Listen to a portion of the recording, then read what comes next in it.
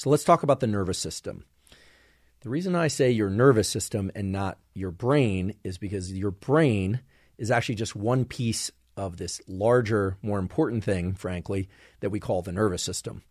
The nervous system includes your brain and your spinal cord, but also all the connections between your brain and your spinal cord and the organs of your body.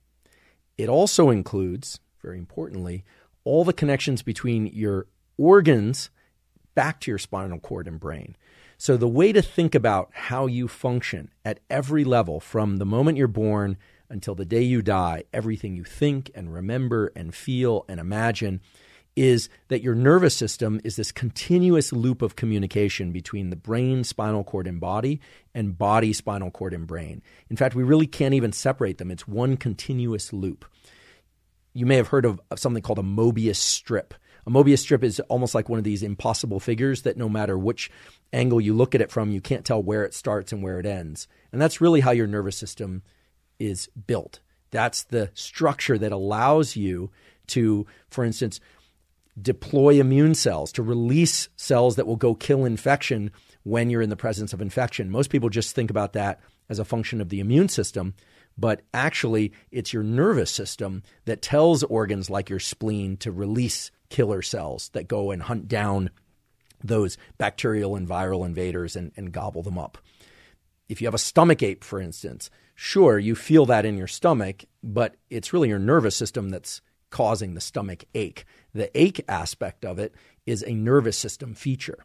So when we want to talk about experience, or we want to talk about how to change the self in any way, we really need to think about the nervous system first. It is fair to say that the nervous system governs all other biological systems of the body, and it's also influenced by those other biological systems.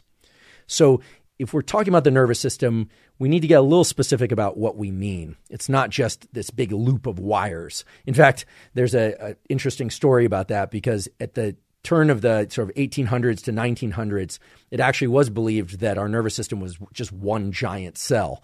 But two guys, the names aren't super important, but in fairness to their important discovery, Ramon y Cajal, a Spaniard, Camillo Golgi, an Italian guy, figured out how to label or stain the nervous system in a way that revealed, oh my goodness, we're actually made up of trillions of these little cells, nerve cells, that are called neurons. And that's what a neuron is. It's just a nerve cell.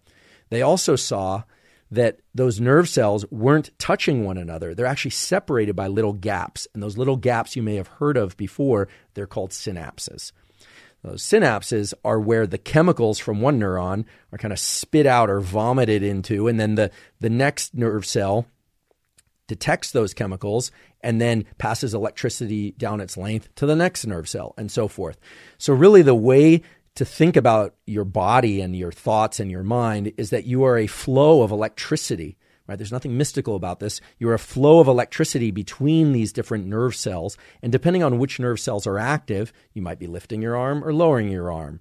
You might be seeing something and perceiving that it's red, or you might be seeing something and perceiving that it's green, all depending on which nerve cells are electrically active at a given moment.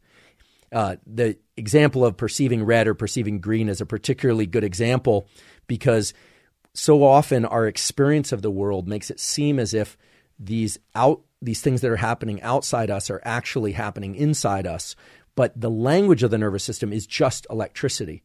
It's just like a Morse code of some sort, or the syllables and words and consonants and vowels of language. It just depends on how they're assembled, what order. And so that brings us to the issue of how the nervous system works. The way to think about how the nervous system works is that our experiences, our memories, everything is sort of like the keys on a piano being played in a particular order, right? If I play the keys on a piano in a particular order and with a particular intensity, that's a given song. We could make that analogous to a given experience.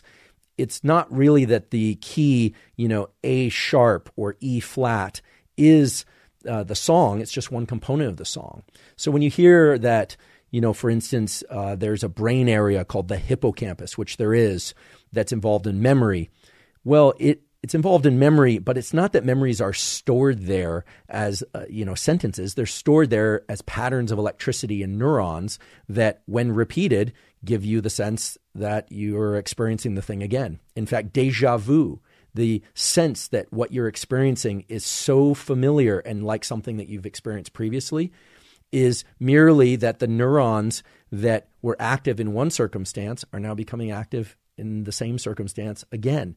And so it's really just like hearing the same song, maybe not played on a piano, but next time on a classical guitar. There's something similar about that song, even though it's being played on two different instruments.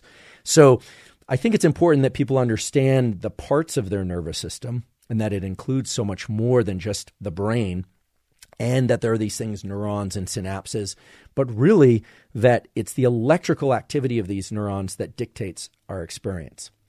So if the early 1900s were when these neurons were discovered, certainly a lot has happened since then. And in that time between the early 1900s and now, there's some important events that actually happened in history that give us insight, or gave us insight, into how the nervous system works.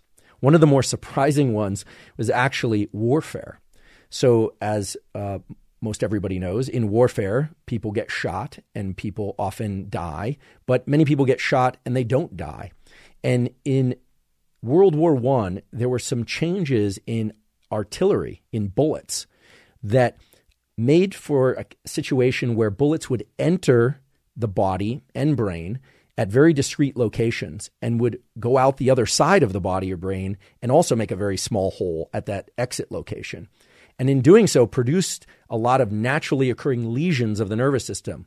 Now you say, okay, well, how does that relate to neuroscience? Well, unlike previous years where a lot of the artillery would create these big sort of holes as the bullets would blow out of the brain or body, I know this is rather gruesome, when the holes were very discrete, they entered at one point and left at another point, they would take out or destroy very discrete bits of neural tissue of the nervous system. So people were coming back from war with holes in their brain and in other parts of their nervous system that were limited to very specific locations. In addition to that, there was some advancement in the cleaning of wounds that happened, so many more people were surviving. What this meant was that neurologists now had a collection of patients that would come back and they'd have holes in very specific locations of their brain, and they'd say things like, well, I can recognize faces, but I can't recognize who those faces belong to. I know it's a face, but I don't know who it belongs to. And after that person eventually died, the neurologist would figure out, I've had 10 patients that all told me that they couldn't recognize faces, and they all had these bullet holes that went through a particular region of the brain. And that's how we know a lot about how particular brain regions, like the hippocampus, work. In fact, some of the more amazing examples of this, where people would come back and they, for instance, would speak in complete gibberish, whereas previously they could speak normally. And even though they were speaking in complete gibberish, they could understand language perfectly. That's how we know that speech and language are actually controlled by separate portions of the nervous system. And there are many examples like that. People that couldn't recognize the faces of famous people. And that actually brings us to an interesting example in modern times. Many, many years later, in the early 2000s, there was actually a paper that was published in the journal Nature, excellent journal, showing that in a human being, a perfectly healthy human being, there was a neuron that would become active, electrically active, only when the person viewed the picture of Jennifer Aniston, the actress. So literally a neuron that represented Jennifer Aniston, so-called Jennifer Aniston cells. Neuroscientists know about these Jennifer Aniston cells. If you can recognize Jennifer Aniston's face, you have Jennifer Aniston neurons. And presumably you also have neurons that can recognize the faces of other famous and non-famous people. So that indicates that our brain is really a map of our experience. We come into the world and our brain has a kind of bias towards learning particular kinds of things. It's ready to receive information and learn that information, but the brain is really a map of experience.